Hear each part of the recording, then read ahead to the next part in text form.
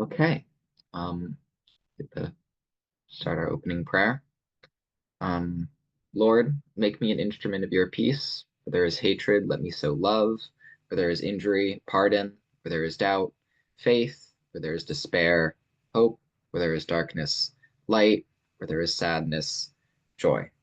O divine Master, grant that I may not so much seek to be consoled as to console, to be understood as to understand, to be loved as to love. For it is in giving that we receive, it is in pardoning that we ourselves are pardoned, and it is in dying that we are born again to eternal life. Amen.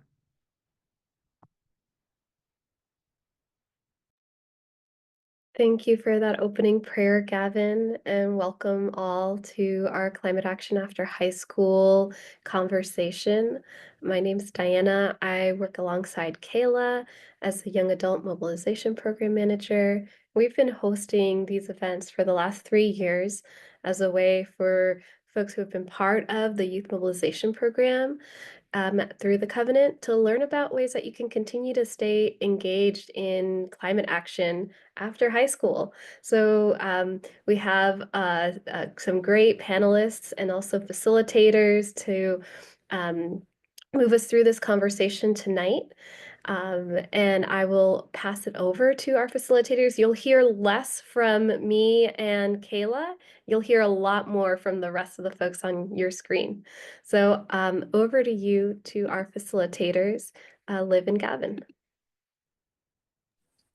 Okay, so welcome everyone. We're just going to start with some introductions. So Gavin and I will first introduce ourselves. So we'll say where we're from, what our plans are after high school, and kind of what college we're going to, what we're studying, and what our involvement is at the Climate Action / Catholic Climate Covenant. So I am Liv Maurer.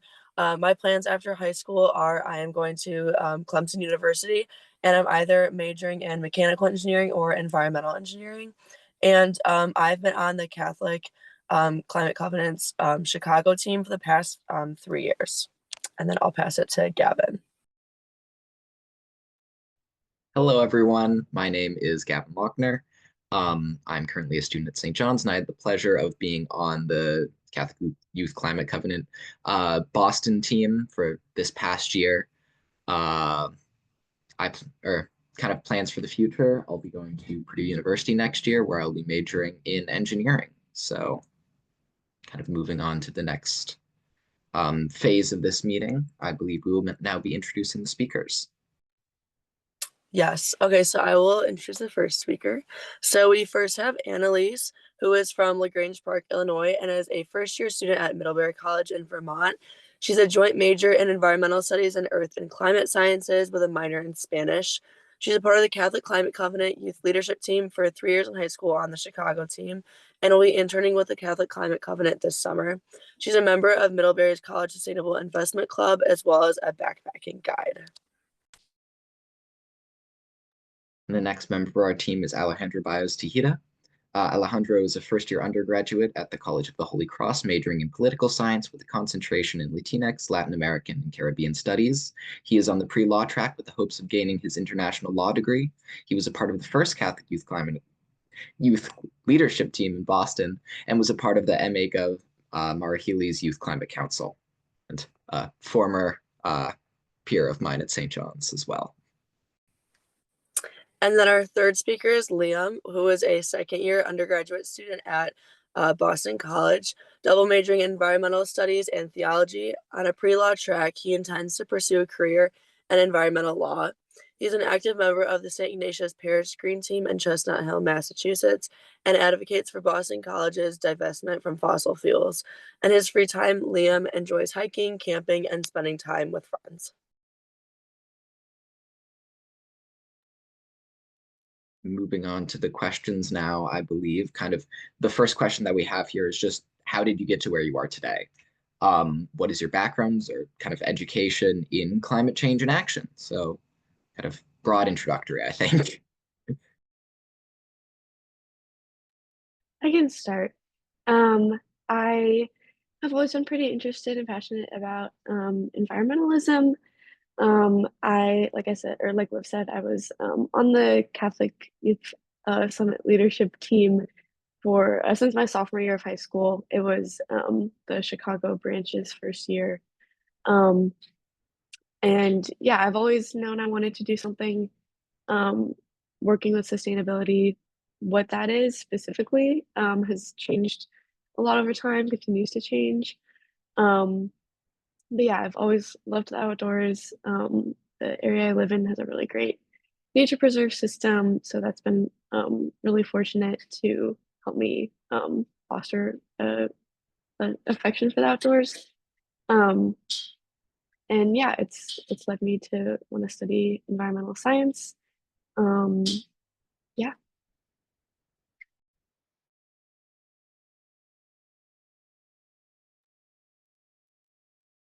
Thank you. First of all, I just want to say thank you to the Catholic Covenant for inviting me and having me on this panel. Welcome everybody. I hope that you all get something from this conversation.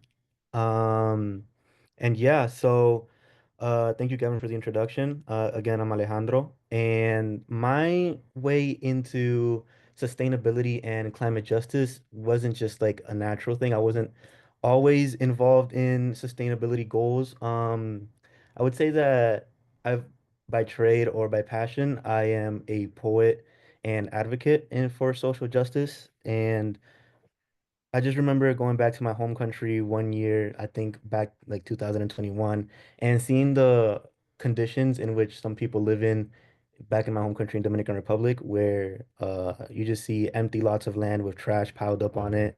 You go to the beaches, and the beaches they just wash up with trash and plastic, and that really got me interested in, why that is and what can we do about it. So when I went back from that trip, I started to ask questions in my high school, and that's when I got connected with a mentor of mine who runs the environmental club, who kind of got me connected with the Catholic Covenant and got me connected with different ways of getting involved. Youth lobby weeks here in Massachusetts and um, trips to different parts of the world, even to learn about how to confront these sustainability challenges and to kind of integrate myself in the fight for climate justice.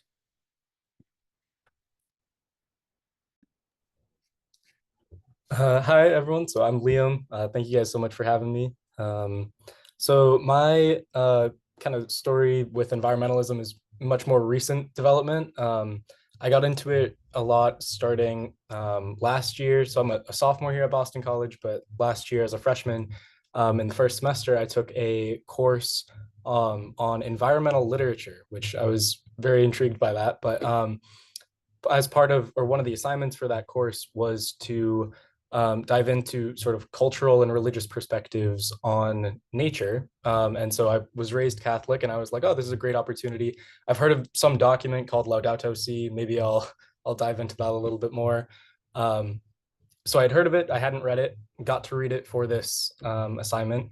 And I just fell in love with the words of Pope Francis, and particularly um, how he framed the interconnectedness of everything, and how that in caring for the environment, we really are caring for our neighbor. And so after doing that assignment, I started getting much more involved on campus with, there's a club here called Climate Justice Boston College, which advocates for divestment from fossil fuels. So I got really involved with that club.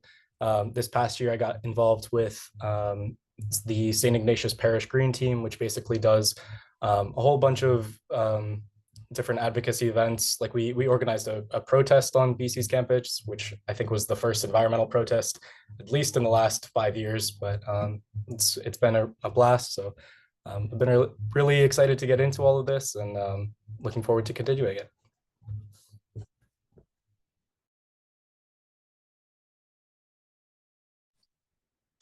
Okay, and then our next question is, I've has like, as from a high school perspective, I've kind of seen this as the role of like a high schooler. So kind of transitioning into college, how can environmentally active college students maximize their long-term impact on their campuses and communities over only just 4 years? And do you have any advice for making long-lasting, effective change?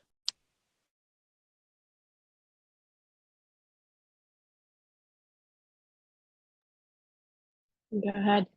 Um, I have definitely also seen this. It's really hard in high school. It's also hard to, I feel like it's um, pretty normal to kind of just figure out what you want to get involved with in like your sophomore, junior year of high school, and college for that matter. So it's hard to kind of be super committed long term to a group and then be able to keep it going.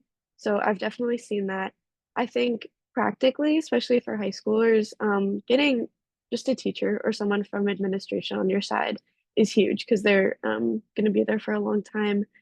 And the environmental groups on my college campus, it's not really the professors involved, but there are other faculty and staff and different people who live in the Middlebury community who are involved in the environmental groups.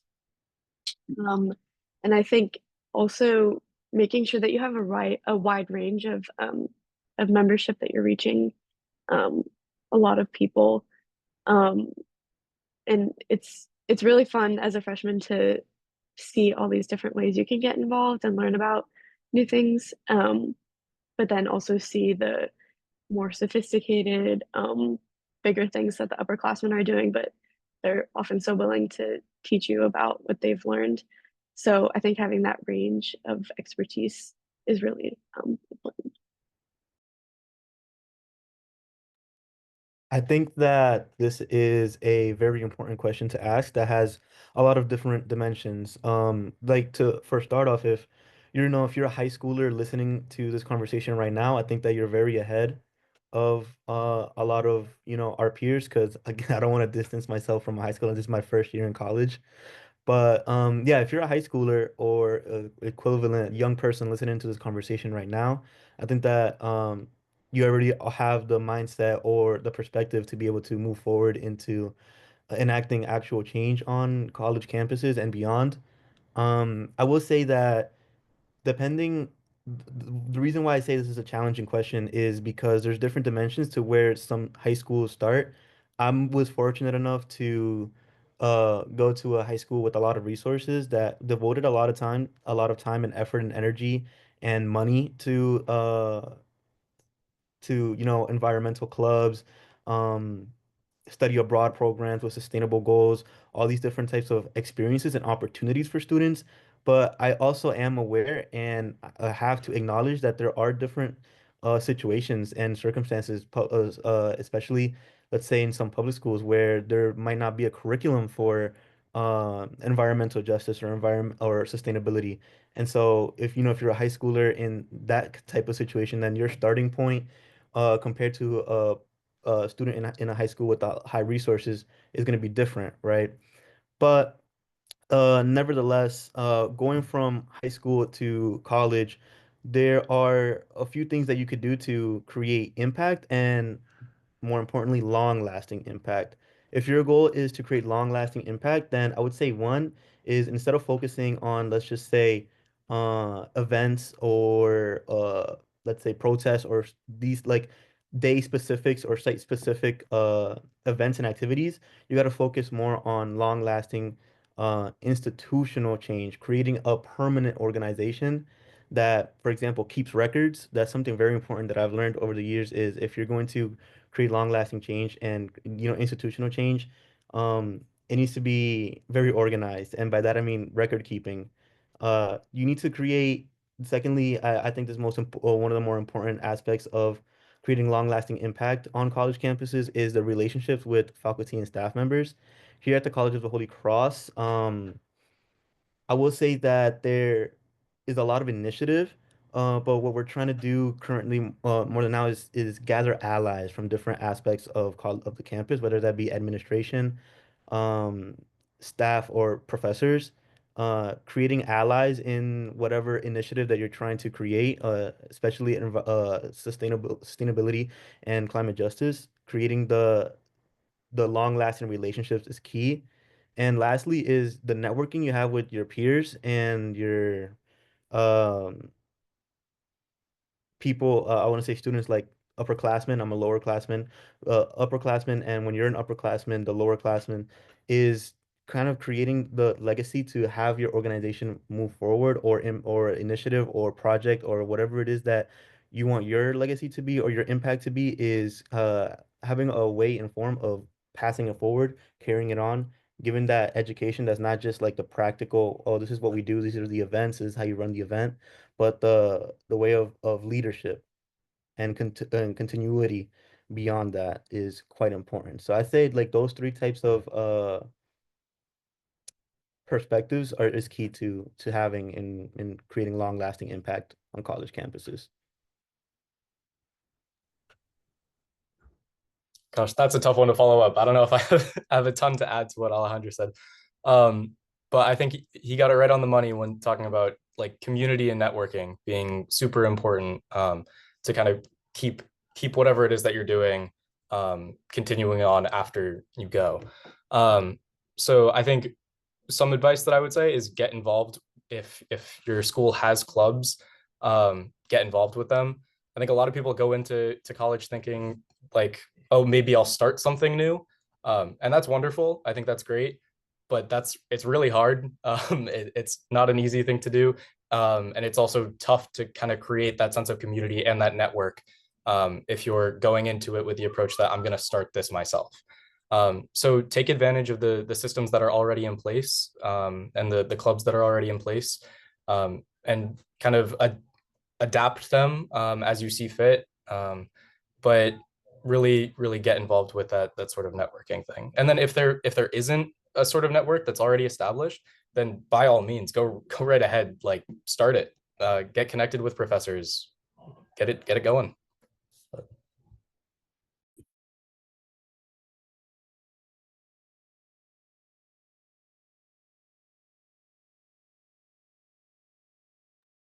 Great responses all around. I think we're going to move on to the next question here. Now we've kind of looked at the past, how you got here, the kind of like present ideas of what you guys are working with, kind of the advice you're giving to the people moving on. So kind of just like looking into your future, we got the, or kind of like asking, what are your kind of sustainability and faith oriented goals with like the next 5 years of your life, where you see yourselves in the next 5 years? Kind of what's your advice on goal setting there?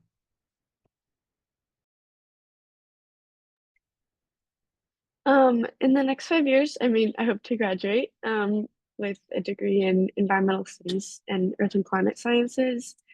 Um, I am increasingly more interested in the policy, econ, justice side of environmental studies. So I think it'd be really great to take my degree in more of like a hard science to more of a humanities-based field. It's We have a really great environmental program here, which I'm really lucky to get to be part of. And the interdisciplinarity is just really emphasized. And there's so many different areas you can go to do environmental work. And I think um, exploring a lot of those options will be something I'll want to focus on. Um, as far as my time in college, I would love to get even more involved with campaigns on campus. Like Liv said, I am involved with the Sustainable Investment Club that promotes investment companies with outstanding ESG initiatives. So expanding my role in that club and seeing how the club itself can expand to I think again, going back to looking at environmental initiatives from so many different perspectives, I think it's a really important overlap, looking at the economic side of things. And then there's always different campaigns and things happening on campus. We have a commitment to reach net carbon zero energy by 2028, which will be the year I graduate. So really working with administration more through our environmental group on campus to push those initiatives forward. And I'm also really excited to engage in my classes, again, taking a broad range of classes, looking at environmentalism from so many different lenses. Yeah, really just looking at all the work there is to do through environmentalism, but with with a ready attitude and curiosity to learn more.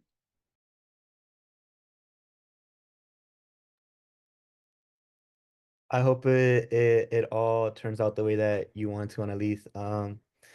Well, with me, next 5 years, I would agree that I would love to graduate. I hope that that's something that's non-negotiable for me. Uh, I think that in my future, while I go to law school, I think that Massachusetts is a leading state in climate justice. So I feel like I personally live in like this bubble of being fortunate enough to not have to um, fight, for example, to reach net zero by 2050, which is Massachusetts' goal, or hold companies accountable for their greenhouse gases emissions, et cetera, et cetera. But now there's a current administration that is pushing all those things back. And for example, taking away the EPA grants, something that Massachusetts kind of needed. There's a $900,000 grant that went towards asthma affected communities. And for me personally, after in the next 5 years, I'm going to be graduating. So after that, I kind of want to go to those communities that don't have the fortune of being in that bubble that Massachusetts is in with high climate justice priorities.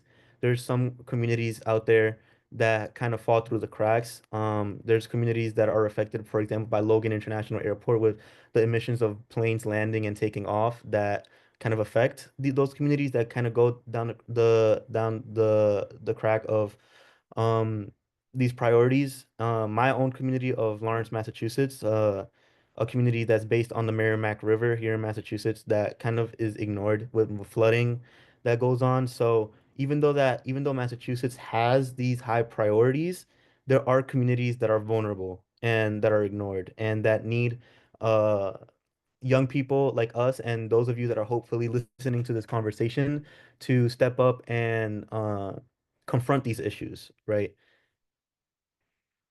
Furthermore, for me, I will say that in my future is moving back to my home country of Dominican Republic, where I feel like I am needed more and my passion for climate justice and social justice in general.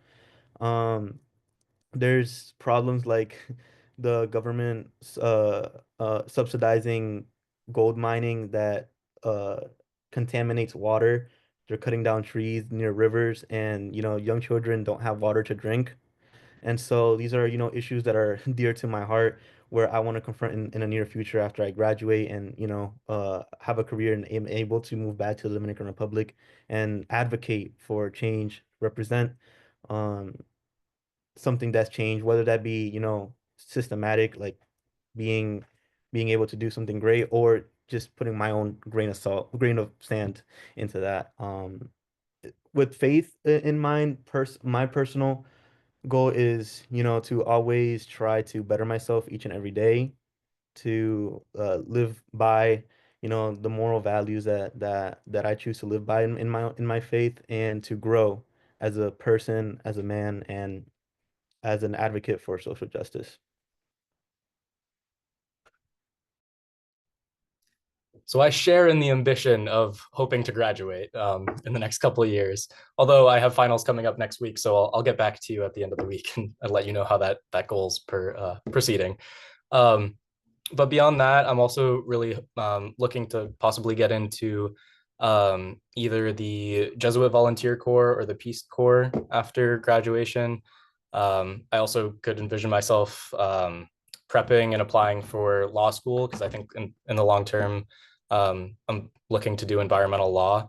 But I guess regarding goal setting, I guess the next I would recommend doing or setting yourself up with um, like short-term goals that pertain to the long-term goal. And so that means like making concrete and actionable steps that lead to it. Um, and so for me, that's gonna look like studying to make sure that I pass these next couple finals so that I can do that environmental law stuff in the future. But yeah.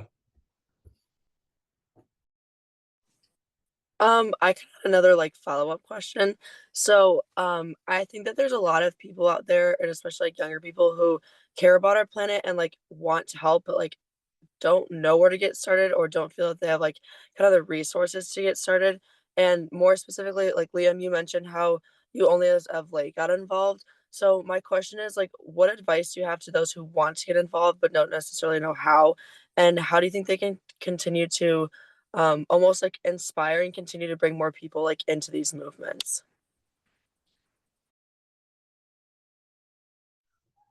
So is that like for a student like going into college or Yeah, it could be like kind of both. yeah, I think it like for a student that's coming into college, I don't know how it works at every university, but I know here we have like big club fairs at the start of each semester. You walk around and there's a whole line of different environmental groups. I don't know if that's the case. I imagine it's the case at most colleges and universities, but if it's not, I'm sure you can just check social media. A lot of those clubs and organizations are going to be pretty prominent on there, or will have some sort of social media presence. Also, if you go into if there's like an environmental science or environmental studies department, I'm sure they'll have posters and flyers up. So anything like that to just get your foot in the door and figure out where those sorts of opportunities are, I think is a good start. Yeah, Liam put it really well. One thing I would add for college specifically is meeting with professors, going to their office hours. They are often really in the know about all the happenings on campus. They've been there probably longer, so they know kind of the general atmosphere and the environment of campus clubs and what needs attention. Um, Especially going to environmental professors' office hours, just connecting with them can be a big gateway to getting involved or um, putting attention where there needs to be attention. Both of you, I think, have great points. I think that looking, you guys, touch upon the concrete steps for a college student. I'm gonna take it into a different direction and just look more at the abstract and, from just a general sense. I think Liam, you said it very well earlier in this conversation when you said that you just need to it's great starting your own thing. It's great if if you have the initiative, but getting involved and getting connected with the current structures where you are is also a great way to start. I'm gonna double down on what you said and say that, for someone that feels like they have a passion or an itch to get involved in climate justice, one of the best ways is to get in touch with the current structures that are already in place where you already at, whether that be high school, college, or even after college, right? I started with an itch to change the environment where I grew up in, and that led me to my high school where there was a club, where there was a mentor, which led me to uh, going to India on a study abroad program, which led me to being a part of Catholic Covenant here and, having these conversations and hosting an event at BC High. And that led me to being a part of the Governor Marahili's Youth Climate Council. So it's taking it step by step, setting concrete goals, as Liam was saying earlier, but I think one of the best ways to get started is just getting to know the current structures, whether that be organizations, initiatives, protests, events, days, social media accounts. But yeah, I think getting to know the structures that are in place near you is key. And then, sorry, I actually had one more follow-up question, mainly for Alejandro. But I know that you mentioned earlier that our younger generations need to continue to help our communities, and especially those who are in environmental, like in communities that are like really environmentally struggling. I actually had to give a presentation today on Indonesia's kind of lack of waste management issues to about half my senior class, and someone at the end of it was like asked a question and was like, "Well, how do I help?" or like what can I do? And I was like, oh, that's actually a great question, because I feel like that's such a big thing. Like that country's so far away, and you're like, well, what can I do? And I know you kind of talked about the Dominican Republic, so I just want to kind of wondering if you had any advice on how to get involved in these areas that kind of seem so far away, or like what the younger generation can kind of do to help. I think that right, at the top of my head, I think about education first. Someone that person at the end of your presentation asked, "Oh, what can I do?" They felt like that inspiration, right? Um, I think that referring to oh, there's an environmental sustainability class here at our high school. You should take that class. And that person is going to learn about what that itch is and think and ways in which to actually get involved. That's the first thing. Secondly, if there isn't that resource, those types of resources at your school, it is actually advocating for those resources. There's a lot of bills in Massachusetts nowadays that are trying to push for uh regulated environmental curriculums at public schools. So, people like you and me that are already involved, we can push for that education to be widespread, to be mandatory in schools so that people can learn and that way can go on into the greater community. I wouldn't, that person at the end of your presentation for trying to advocate and feeling that inspiration to help that community in Indonesia is awesome, is great, and we need to capture that moment. But before, we tell that person to, all right, these are actionable steps that you need to take. Let's get that person in the knowing, right? Let's get that person to say, I know what I'm doing now, right? So it's pushing for that education, whether that be in a place like Massachusetts that already has high priority, or in a place that doesn't have a lot of climate action initiatives and priorities, and we need to push for that education in a widespread manner so that then we can go out into the community and do these things.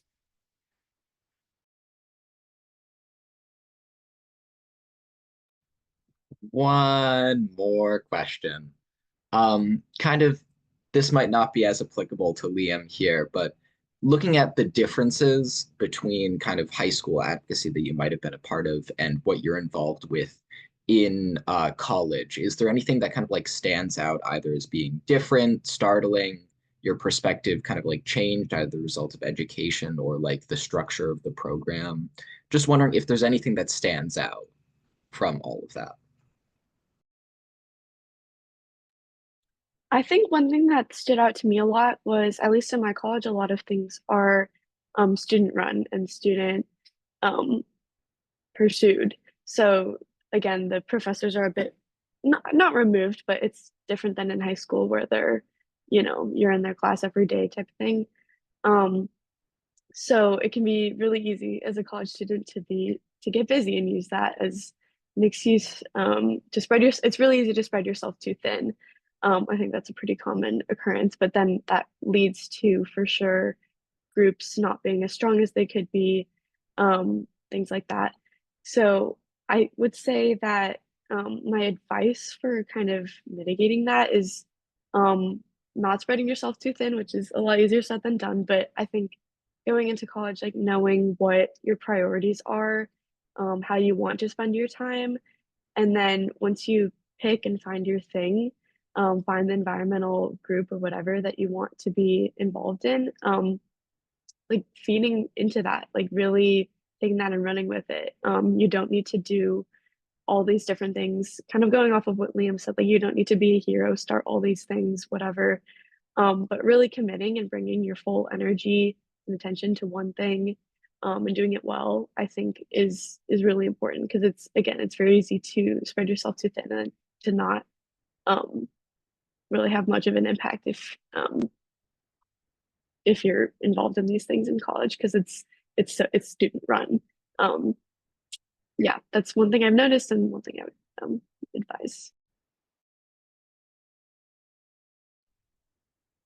I would say that going from high school to college, the biggest difference is the guidance that was in high school that you might not have in college. In high school, the environmental club, I never had to worry about a budget, about hosting events, about talking to campus like different campuses call it different, but our uh campus peoples that work very hard to keep our campuses clean and ready, and host events and bring the chairs and buy the food and get all these different things. I never had to worry about that in high school.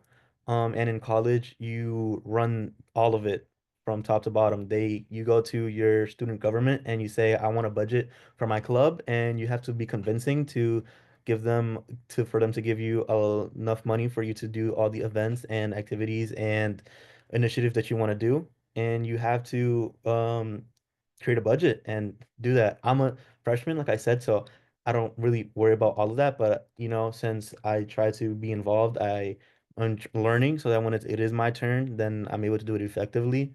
So from high school to college, that's the biggest thing. It's the is the kind of in a way maturing into taking charge from top to bottom. But what I am curious about is, Liam, you said you really didn't get involved into college, but did you feel at all that you were like, let's say, um, not like behind with your peers and your peers knowing, or did you feel welcomed in the fight for climate justice? Like, how was your experience being like first in college instead of from high school to college? Yeah, I definitely felt welcomed. It felt like everyone was very excited to just have another body, ready to go. Also, not having had previous experience and not knowing what like the sort of expectations were for anything, I think I had a fresh set of ideas coming in that maybe maybe brought a fresh perspective. At least that's what I like to tell myself. I don't know if that's true, but um, yeah, it was definitely a very welcoming and exciting experience to get to be a part of. So